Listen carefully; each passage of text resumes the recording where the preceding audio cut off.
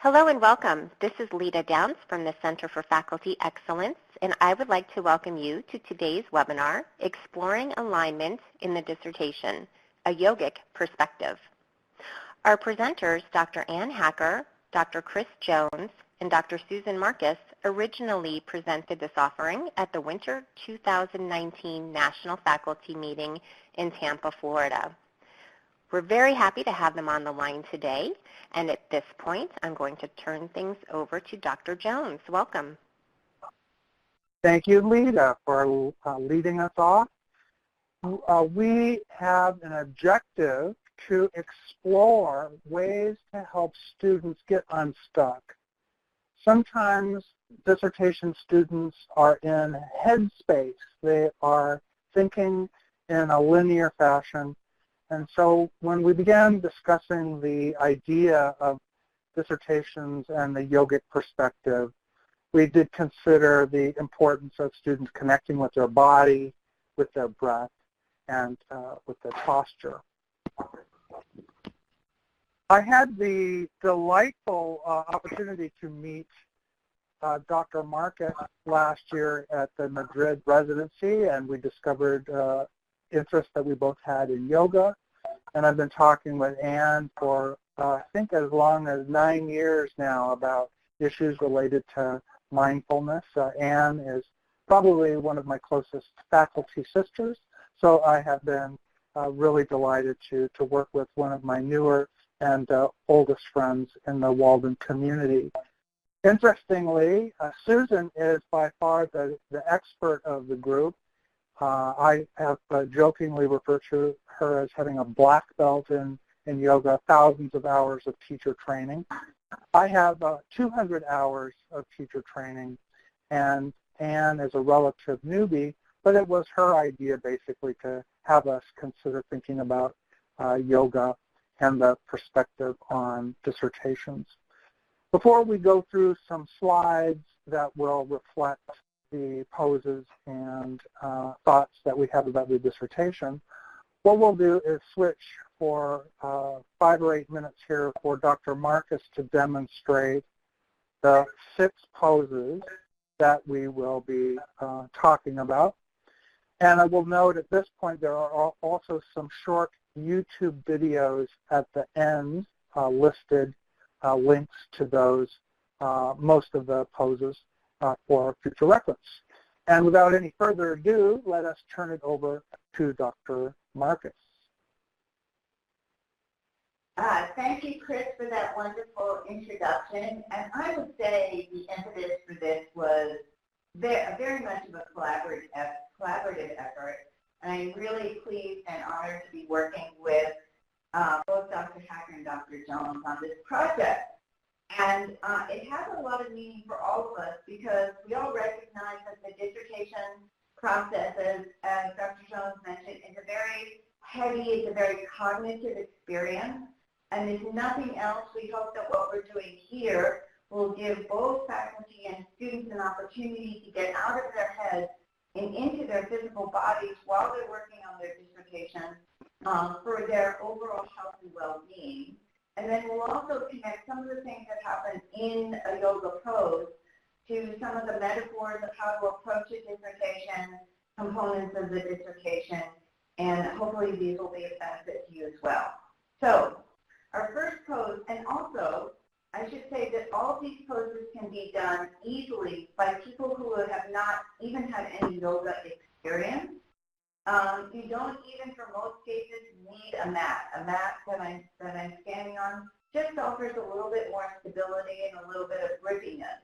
But even that's not necessary. It is good if you take your shoes off so that you can feel a stability with the floor. So our first pose is called Tadasana. That's a Sanskrit word, but it means mountain pose. And it's a way of getting stable in your physical body and bringing yourself to a feeling of centeredness. So I'm going to demonstrate it with my feet slightly apart and my heels slightly wider than my toes. So I'm going to feel a slight change in my posture even by that small action. And then the instructions are very simple. that I press into my feet so that I feel the front of the foot from the big toe side to the little toe side on the front pressing into the floor. And I also press the heels into the floor as well. And as a consequence, you might see, but you would certainly feel your kneecaps tighten and your thighs start to grip, which means that your thighs, the big muscles of your legs, are now holding your skeleton up. Then, in order to open the chest, I turn my upper arms out, and the chest automatically lifts. And at the same time, I focus on bringing the sides of my navel as I exhale towards the back of the body. So I feel a wonderful lift right up through the crown of my head. And this is mountain pose. And then you can see what happens when I let go, how everything sort of drops down a little bit. So I'll demonstrate it one more time. Press into the feet, roll the thighs in, lift the kneecap, turn the upper arms out to open the chest, and lift up through the crown of the head. And then I let go. So that's our first pose. Our second pose is tree pose, which is a balancing pose. To do this pose without any support, I stand on one leg, and this leg behaves just like it was in mountain pose. And I bring the other leg up as high as I can, and press the foot into the thigh and the thigh into the foot, and extend my arms overhead. Now this pose requires a little bit of practice and balance, but to do this, even if you're a beginner, you can simply use a chair, like your office chair, as a support. So you hold on to the chair, stand in your mountain pose, and I'll step back a bit. Stand in your mountain pose, raise your leg as high as you can, and then reach down, hold on to your ankle, and you can place the foot anywhere, as long as the foot is on along inside the thigh. Now, if you're not quite as flexible as this, you can use a belt or an old men's tie or a Afro tie to put the belt around your ankle and hold your leg like this. You don't even need a belt. You can simply take your foot and place it on your inner calf. And again, the idea is to keep this leg straight, press down into the foot, turn your arms out and open your chest. And if you're using your chair for balance, extend one arm up.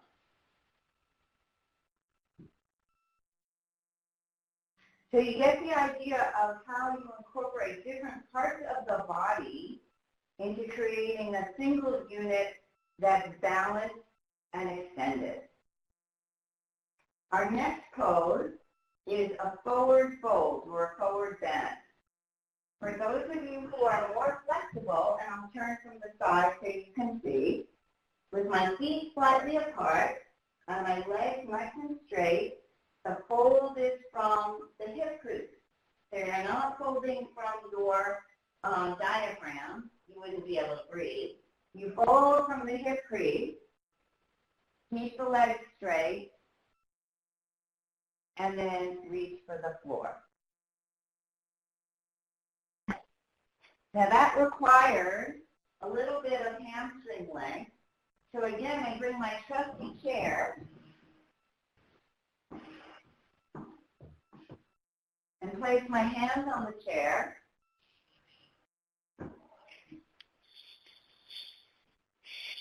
And then I can extend to the back of the chair.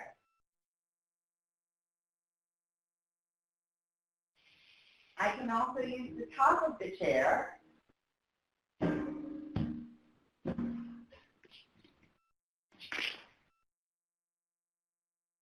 and extend forward. The idea if you do the forward fold is to keep your legs straight and extend your spine from your tailbone to the crown of your head.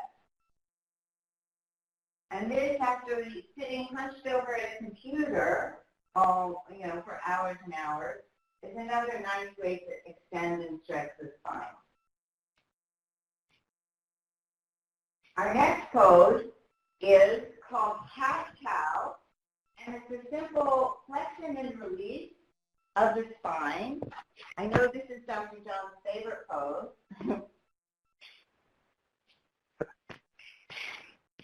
And see how I'm on my hands and knees, and if your knees are tender, you can grab a blanket or a towel.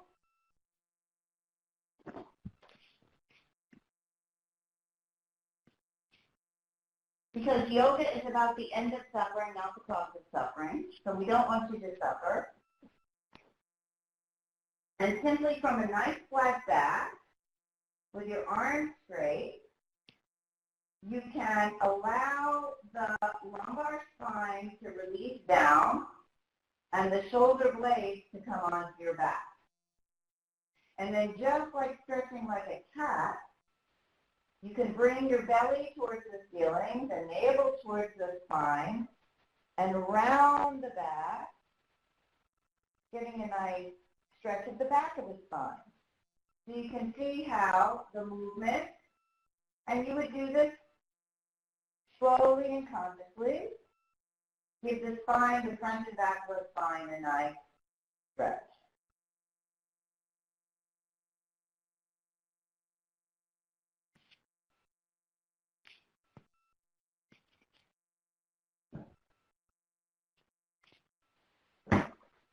Our next pose can be done with your office chair, and it's a seated twist.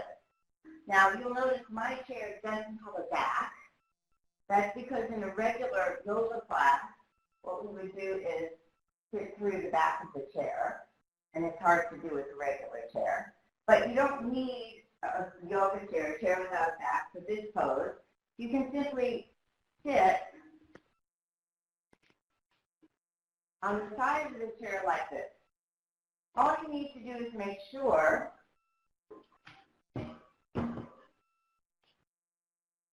that your legs are in a right angle and that you can sit comfortably. So you can put a blanket or two underneath your bottom, or you can put a blanket underneath your feet if your feet don't reach the ground. So to do the twist,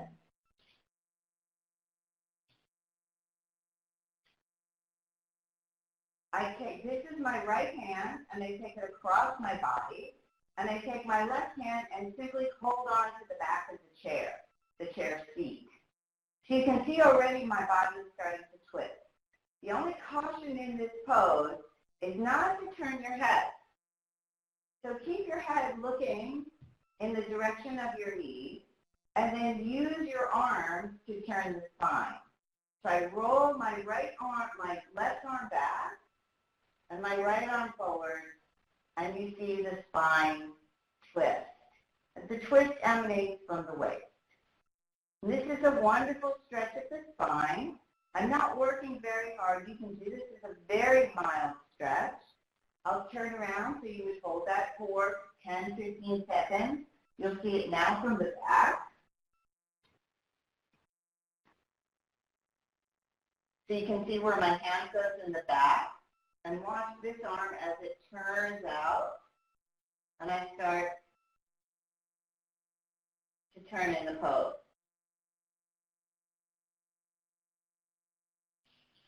Now, I don't know if you heard that, but my back gave me a nice crack as I was doing that second turn.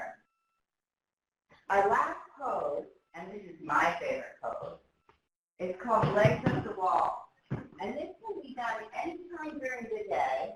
And doing a legs up the wall pose is wonderful for the circulatory system, for relieving fatigue of the legs, and also for relieving fatigue of the mind. You can take a 5-minute cat nap here, or just close your eyes and rest. So I'll demonstrate the pose. And I like to use a blanket under my bottom for a little bit of support.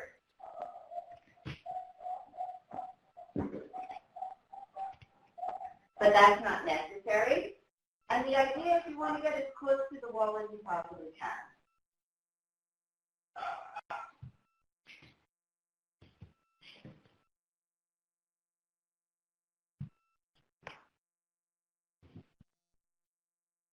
So here's the pose.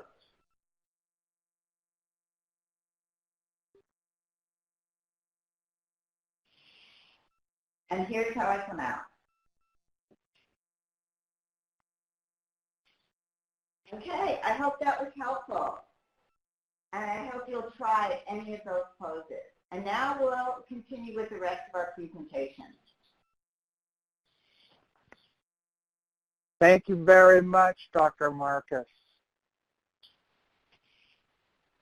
One of the things we want to remind everyone is that yoga is contextual. That is, there's a long tradition of yoga practice in India, and it's fairly new still in the West, in Europe and North America and elsewhere. I am delighted to see that on Dr. Marcus's T-shirt, she had a statement by the yoga guru BKS Iyengar, who is largely responsible for bringing yoga as we know it to the United States. Although it's fair to say there are many different styles of yoga. One of the things that yoga tends to focus on is the third limb of the 8 limbs of yoga, the poses. So we want to just remind folks that there are other aspects of yoga that may be appropriate to consider with regard to the dissertation and students as well. We'll talk about a couple of these as we go along. I will start now by going through each of the poses in sequence. We will ask Dr. Hacker and Dr. Marcus to pitch in to the discussion. As Dr. Marcus has showed, the foundational pose, a mountain pose, is essential for the yoga practice. It's also an important concept to consider in terms of grounding for students as well. As Dr.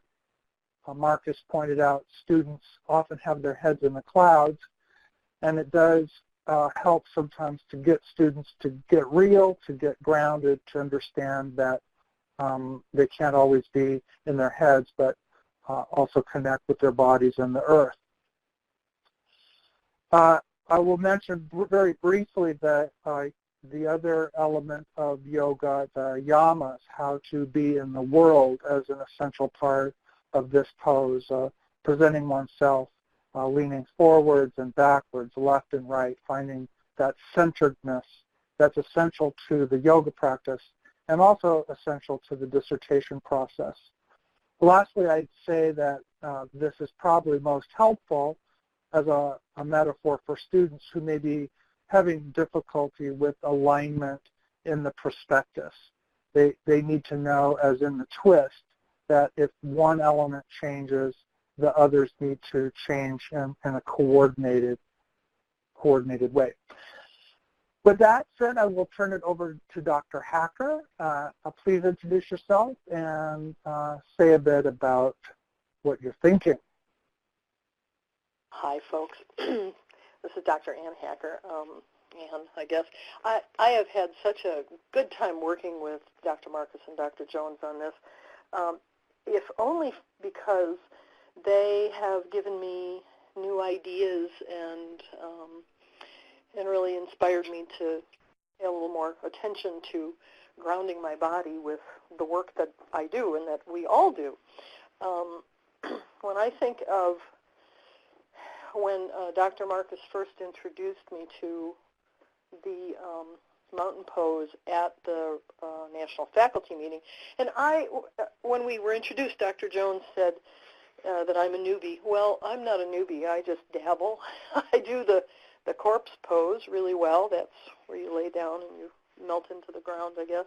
Anyway, what I started to do, though, was practice the mountain pose before I start work, before I sit down, or perhaps after I've spent a while working on going through a dissertation or talking to a student. I will just stand up next to my desk and refocus myself using the mountain pose, and I can feel my body relaxing. So I started to use this as I've talked with some of my dissertation mentees who, sometimes they get very stressed. They get very stressed about their dissertation, about calling. They haven't done the work they thought that they should be doing. And I want them to slow down and breathe.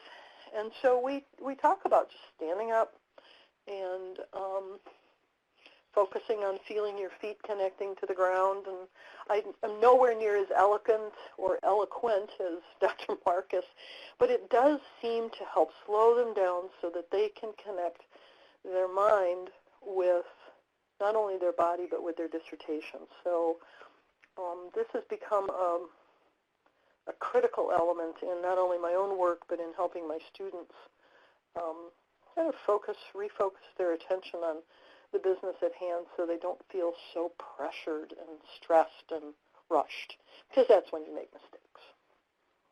Dr. Marcus. Yes, thank you.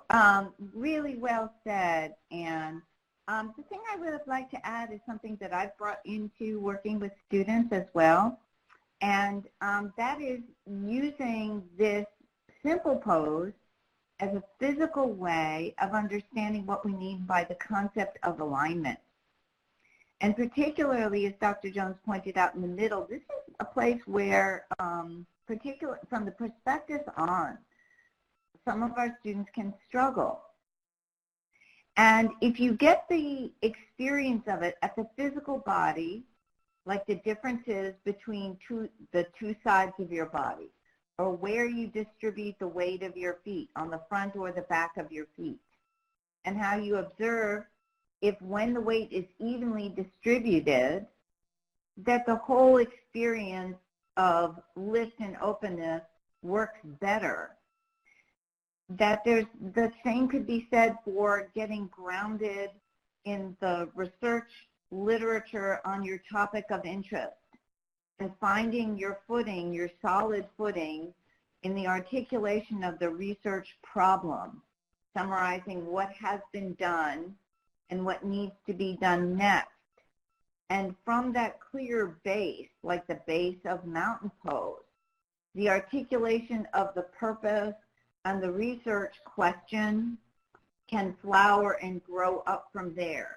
And there's a symmetry in language and focus that starts from that very important base all the way through. And students can, once they get it, and if they get it in their perspective, then it translates with them that metaphor of how to maintain the alignment of their thinking and of the development of their ideas along that baseline grounding of where their research problem and purpose comes from. It becomes like a touchstone. So just like in any practice, we come back to mountain pose as the touchstone because everything about every pose is in mountain pose. Same thing in the dissertation. Everything about the dissertation can be found in the alignment and in the grounding from that initial articulation of a solid and clear and relatable research problem. Thank you very much, Dr. Marcus. I loved your next pose, particularly the tree pose, because for me, I need to be totally in the moment when I'm doing tree pose. I can't be distracted by thoughts, by even sounds or things going on in the environment. I really have to be totally there in the moment to be able to maintain that balance. And I think there is a metaphor here for the dissertation process. Students are often very judgmental, and if they just, as we say in yoga, observe what's going on rather than judge it, that really applies to the dissertation process too. I'd also say I brought the notion of balance on this slide as a reminder that there's a requirement for balance throughout the dissertation process, both in personal and professional engagements as well as lifestyle choices. And we'll touch on some of those also as we go forward. Dr. Hacker. From the viewpoint of a newbie, this is a difficult pose for me because just some joint issues, I'm not as flexible, et cetera, et cetera. However, as Dr. Jones and Dr. Marcus pointed out in one of our many meetings on this, you don't have to do this standing on one foot in the middle of the room. You can lean against a wall. You can pose yourself against a wall or even lay down on the floor. And so for me and for many of our students who maybe aren't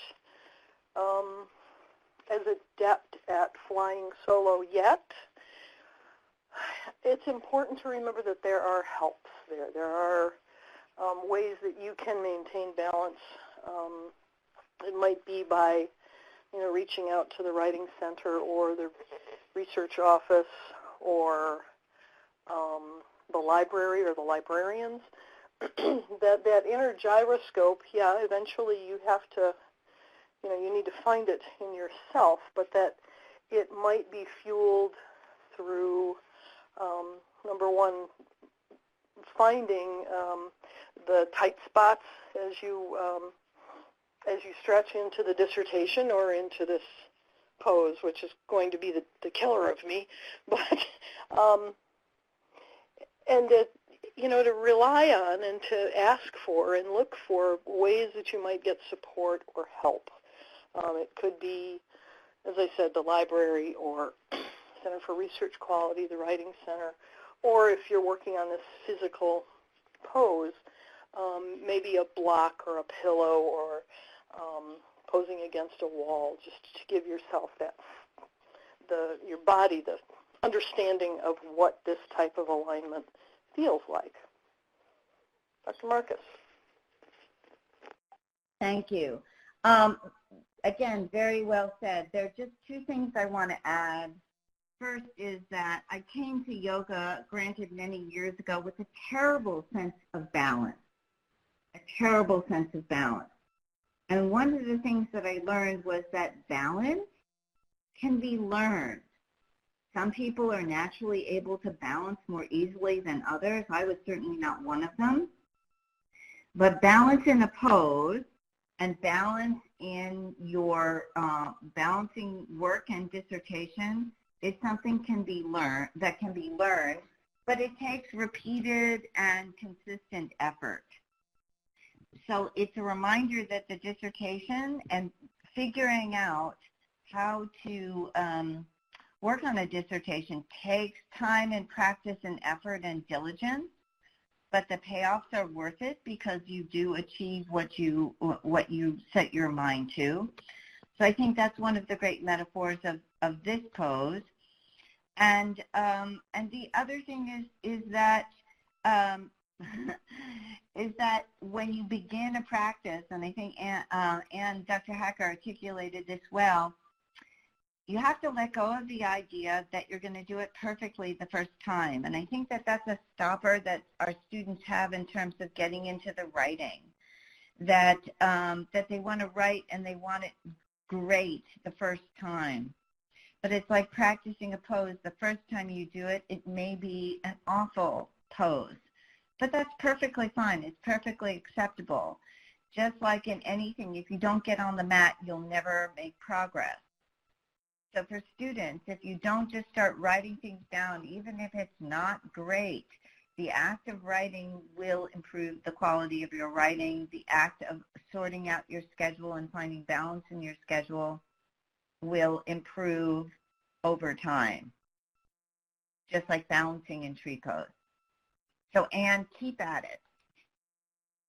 I fully plan to. Thank you both.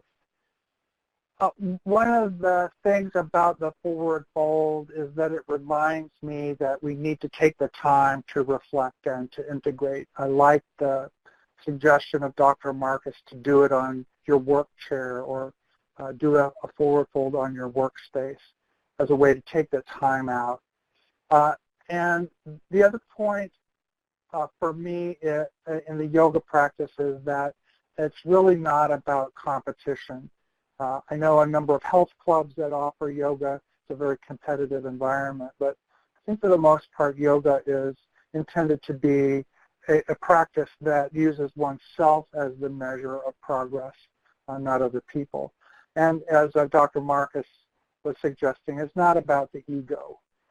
So one of the things that this pose suggests for me also is the importance of being vulnerable, of sharing with others, of even relying on your cohort members or your committee to help you, and that it's not all about you as the student. The last thing is the importance of celebrating milestones in the dissertation process, the importance of self-care, the niyama to celebrate one's family and friends who make the sacrifices. Dr. Hacker. Thank you, Dr. Jones. This is one of those poses that I do use with my mentees. So often they will say, "Oh, Dr. Hacker, I spend all day Saturday working on my dissertation," and we talk about how exhausting that is. So I myself have started to use this pose in the middle of the morning, at noon, middle of the afternoon, just to stretch. And it really is rejuvenating for me. I just realized how tight my shoulders are, my arms. I was amazed at how my arms all the way down into my hands. No wonder I was getting a little numb. So this, is for me, for my mentees, and I think for many of us, just a really good self-care, and it's a time to also, maybe reflect on what have I done, where am I going, and I think quite often our students neglect the thinking part and the awareness part of their dissertation. So this is a great tool to use to encourage that type of introspection. Dr. Marcus. Thank you. I'd like to add that the nature of this pose is both inward and outward looking, and I think that it reflects what we want to cultivate in students in terms of their ability to think outward. In other words, to reach out into the literature that's like outward looking in order to understand what's been done before. But it also requires inward looking as well. And that part of moving inward is taking the time to pause and reflect inward. And so any of these forward-folding poses are opportunities to take a pause. And I've done the same thing myself if I'm in the midst of a long teleconference with a student about something in a really gnarly problem we're working out. I'll say, okay, let's take a couple minutes. Both of us stand up at our desk, put your hands on your desk, walk backwards until your trunk parallels the floor and your legs are straight. And just close your eyes and stretch. And it gives us both a moment to just stop and pause and reflect and quiet the mind. Almost like a little 5-minute vacation that you do in 30 seconds.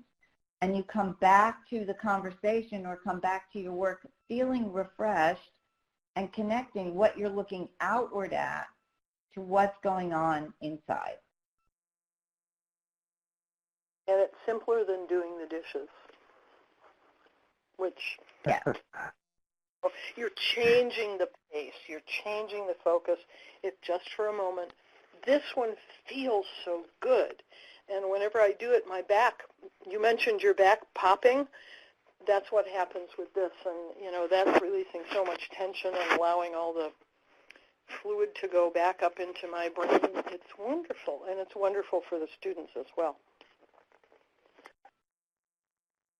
Thank you. That's a great segue to the release pose that I get the most pops from is cat-cow pose. I had a wonderful instructor once who helped me understand the coordination of the pose with the breath. That is it works with how you breathe, and that at the point of exhale and at the point of inhale, there is a still moment, a still spot. And so it was really fascinating to me to understand how the body and the breath might work together that way. One of the things that I remind my students constantly to do is to breathe, remember to breathe. It's my closing tagline in my weekly announcements, and I often invoke that in the residency experience because students will get so tense, so worked up that they hold their breath and forget to breathe. The balance element is also really important. I noted this a little earlier, but students do need to be reminded that they need to eat well, they need to sleep well, they need to hydrate, they need to get exercise, as well as get good oxygen, get good O2. We also reflected on coding at this point in the process, given that oftentimes the cat-cow poses somewhere in the middle of a yoga practice. So also it works on the core, and to my mind that is associated with the coding process for qualitative researchers, because coding really is at the core, at the center of the process. And now I'll turn it over to Dr. Hacker. You know, as I reflect on the need in the center of the yoga practice or in the center of the dissertation, we need to take a kind of a break and self-assess. And whether it's refocusing, recentering on the breathing, or sorting through the stuff that you've got in the middle of the dissertation, I encourage my students to code their literature review. Whether they're doing qualitative or quantitative, those codes can convert to variables or concepts, factors that they're using quantitatively or qualitatively. But they have to know what they've got and to take a little break. And with this pose, you're learning in, breathe, stop, out. So there's that still point. There's a still point that they need to, where I feel we need to encourage them to reach as they're working on the various pieces of the dissertation. It all needs to flow together, but they need to have an intimate understanding of the different parts and why and how it all knits together. And I think this pose, as well as the idea or the notion of coding, maybe not in its purest sense, but just in the sense that it sorts the stuff that they've got, is an essential aspect of dissertation alignment. Dr. Marcus, I'm going to turn it to you. Thank you.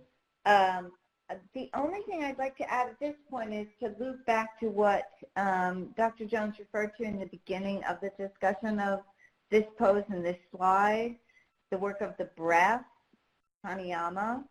That sounds kind of exotic, but what I'd like to share is breathing in and breathing out sometimes become, even though those are autonomic processes, that when we're a little bit anxious, that the breath gets shorter, and particularly there's almost a forgetfulness to exhale.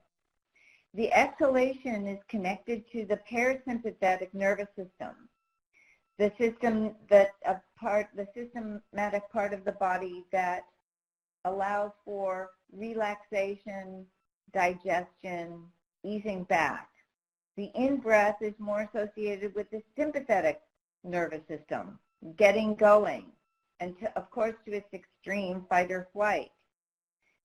So Dr. Jones's cue about remember to breathe becomes a really important one.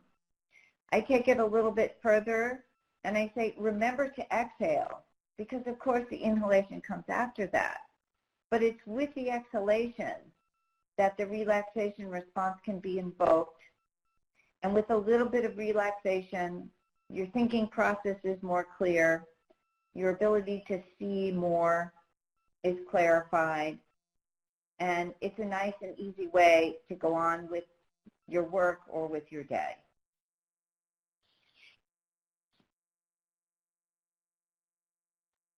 Thank you very much. So the twist is also related to breath, and as Dr. Marcus noted, it's important that the twist come first from the lower parts of the body, moving upwards, that you want to move in alignment. So I think it's a helpful practice to understand how alignment with the body works and how one might think about that with the dissertation process.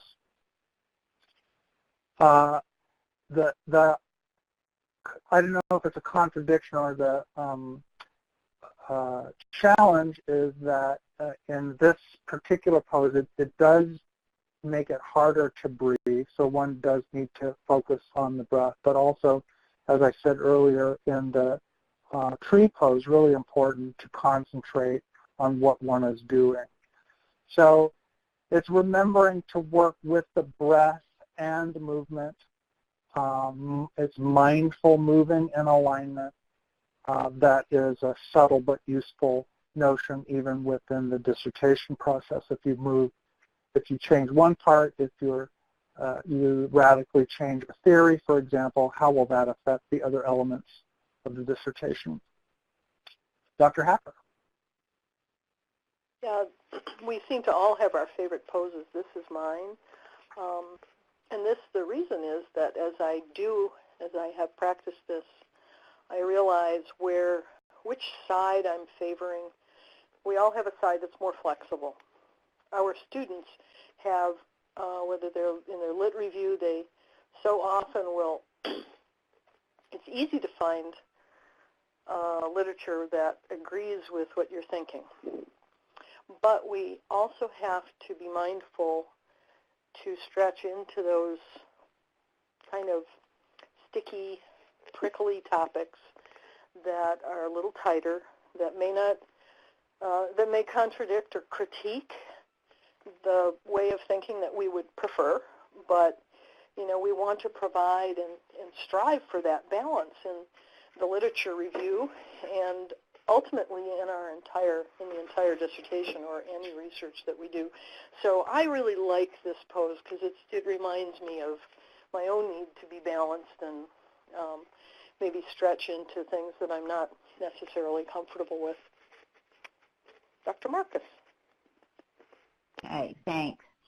One of the interesting things about twist is the importance of the arms and the legs.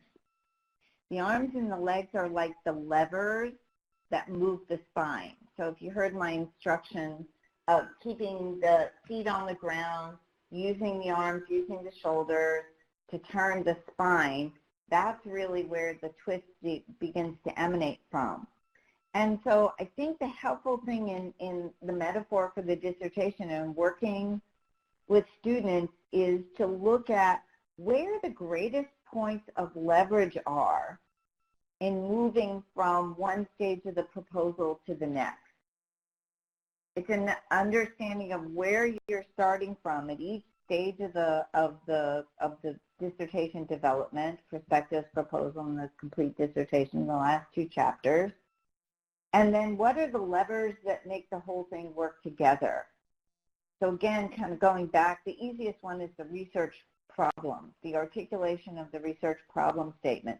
That, doing a good job and spending time with that with your students in the very beginning has the most leverage in the long run in terms of creating that strong base that that strong foundation for them to move forward, so that regardless of how the path twists and turns, they'll stay on track. And I hope I demonstrate, I couldn't see what I was doing in the pose, but the idea of staying on track in all of our twists is to keep an alignment between the base of the pose, which is, in this case, is the sitting part, and the crown of the head, so that the spine is not going back and forth, rather the body is turning around the spine. And so that idea of keeping on track while life twists and turns, while the path of the dissertation twists and turns, staying centered, staying even, and finding the places within the student's strengths that have the most leverage to help them move forward. Thank you very much. It all comes together in the last pose we demonstrated, legs up the wall.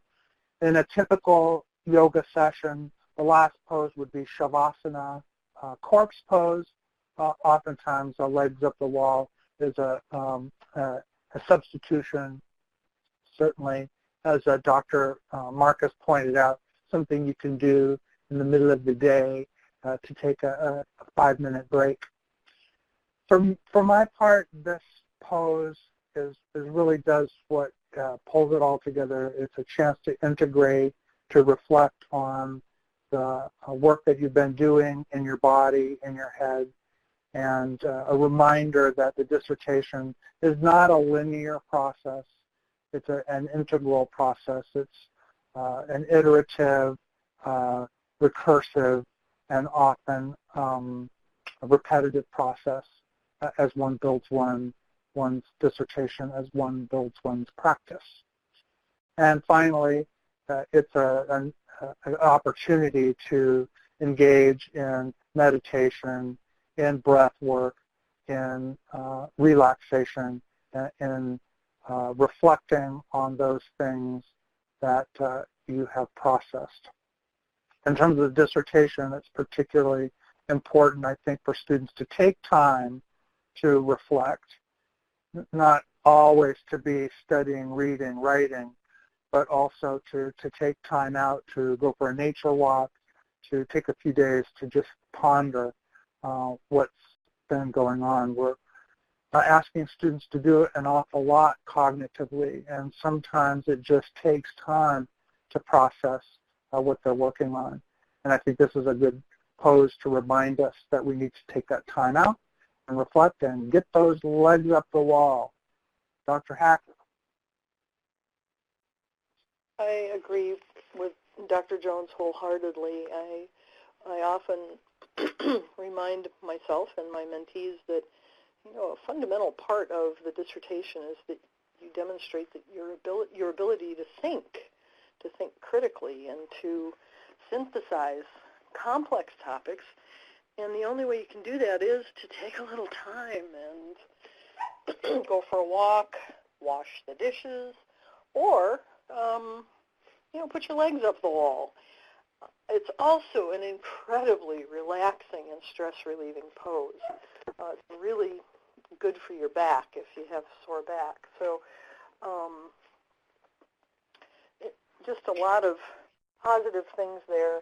And finally, I think it also gives you a little time where you can reflect on, again, on those people who helped you along the way, family, friends, your boss, those folks that you just need to be very grateful for and send some positive thoughts out. So, Dr. Marcus.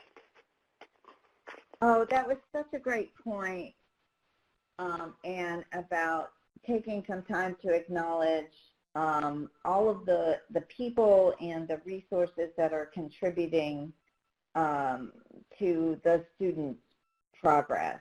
And being in a reflective, supportive pose like this is a great time to do that. That was really wonderful. The other thing I wanted to say, and I forgot to demonstrate this in the demo, was that people who have tight hamstrings, this is actually not a comfortable pose, but you can do this by lying on the floor, supporting your bottom with a blanket, bending your knees, and putting your calves on your office chair. So it gives you the same essential experience of relaxation and quieting the brain without the stress of worrying about those tight hamstrings. I just wanted to throw that one in as well. Thank you both very much. We have now worked our way through all of the poses and slides. We do have a list of recommended reading for those of you who would like to explore further the practice of yoga itself. And we also, in the slide deck, include a link to a number of YouTube videos as well. If you have any questions or comments, please feel free to reach out to any of the three of us. And I would like to thank the crew, Dr. Marcus, Dr. Hacker, and I'd particularly like to thank Dr. Lita Downs and our captioner, Kate, for all their support as well. Any last comments from Dr. Hacker? I am just very grateful that I've had an opportunity to work with you both. Well, all of you, but Chris and Susan, I've learned more, and I will continue to learn more, and I'll pick your brains at future meetings. So thank you so much for picking up the ball and running with it. It's been fun. I agree. And thanks Dr. Mark? to everyone. Yes, thanks to everyone for a great experience in building the session and sharing it. And I hope the people watching this webinar will find some benefit. Thank you, everyone, for being here with us. And as always, remember to breathe.